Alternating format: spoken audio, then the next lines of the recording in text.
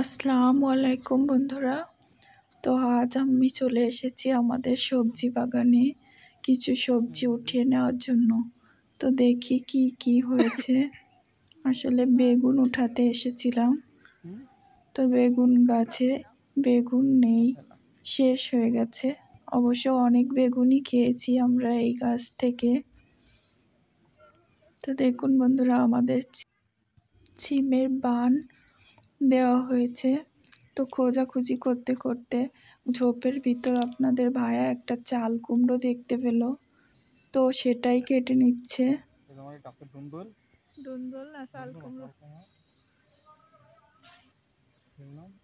অনেক বড় পেঁপে ছাড়বো।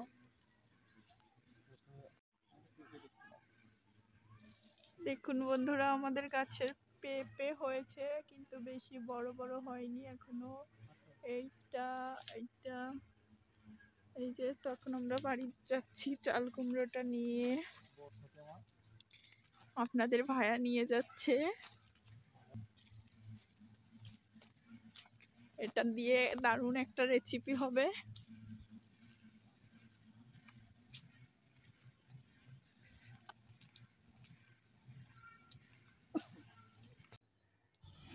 তো চাল কুমড়োটা নিয়ে বাসায় চলে এসেছি।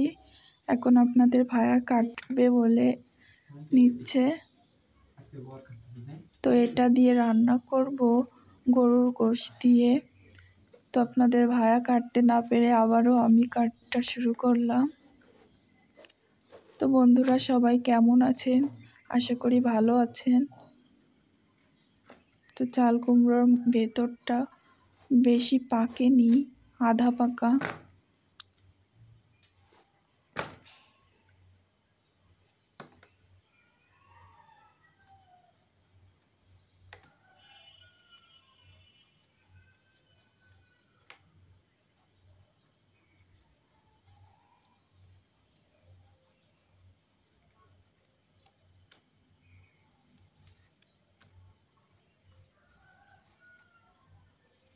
তো চাল কুমড়োটা ছিলে নেওয়া হয়ে গেছে।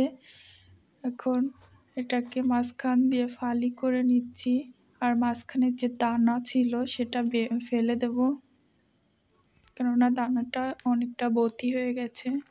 তো যেহেতু গোশ দিয়ে রান্না করব, তাই একটু বড় সাইজের করব।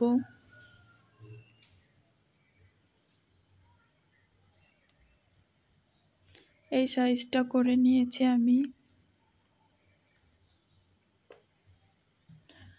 তো আমার চাল কুমড়ো কাটা শেষ, ধুয়ে নিয়ে চলে এসেছি। এখন মশলাটা বাটবো।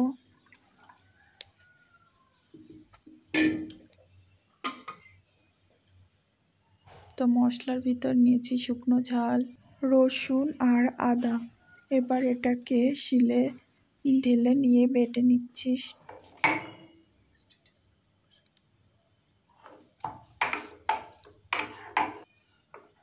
তো মশলাটা বাটা হয়ে গেছে, এখন শিল থেকে নামিয়ে নিচ্ছি। এরপর একটা মাটির হাঁড়ি নিয়েছি, তার ভেতর গরুর মাংসগুলো দিয়ে দিচ্ছি। দিয়ে একে একে পেঁয়াজ কুচি, বেটে রাখা মশলা,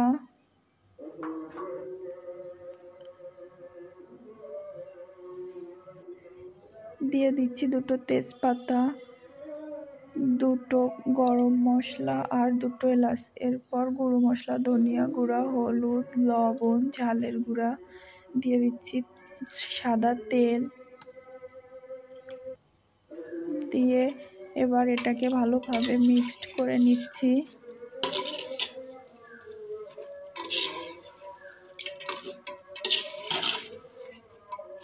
তো আমি রান্না করতে করতে আজান দিয়ে দিয়েছে। আজ আবার শুক্রবার, তো আজানটা তাড়াতাড়ি দিয়ে দিয়েছে 12:30টায়।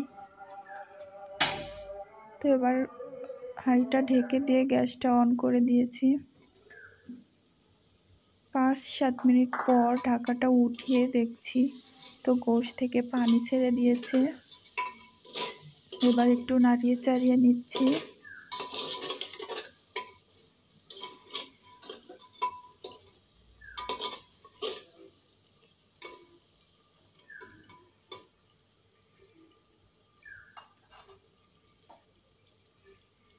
তো নাড়িয়ে চাড়িয়ে নেওয়ার পর এখন চাল কুমড়াগুলো দিয়ে দিচ্ছি হাঁড়ির ভেতর, দিয়ে আবারও নেড়ে নিচ্ছি। চাল কুমড়ো আর গোশ একসাথে নেড়ে নিচ্ছি ভালো করে, মশলাটা যেন সবার সাথে পরিমাণ মতো যায়। তো নেড়ে নিয়ে আবারও ঢাকা দিয়ে দিচ্ছি, কেননা চাল কুমড়া থেকে পানি বের হবে। সেই পানিতে চাল কুমড়া আর গোশ সিদ্ধ হয়ে যাবে। তো আমি আবারও নেড়ে নিচ্ছি, নেড়ে চেড়ে ভালোভাবে গোশ আর চাল কুমড়োটাকে কষিয়ে নিচ্ছি।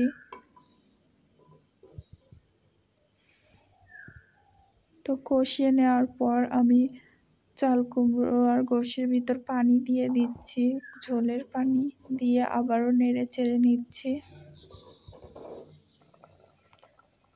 তো দেখুন আমার তরকারিতে বলক চলে এসেছে, তো আবারও একটু নেড়ে দিচ্ছি। কালারটা কি সুন্দর হয়েছে দেখুন। এ পর্যায়ে বেটে রাখা জিরা গরম মশলা দিয়ে দিচ্ছি কিছু কাঁচা ঝাল ফালি করে রাখা, দিয়ে নেড়ে চেড়ে নিচ্ছি।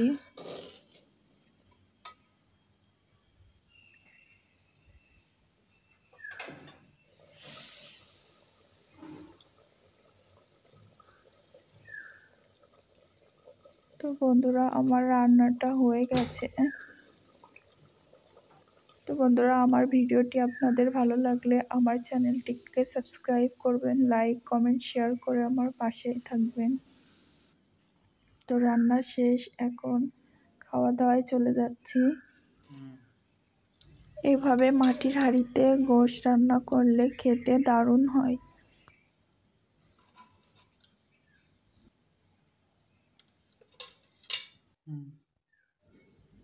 সবাই ভালো থাকবেন। আল্লাহ হাফেজ।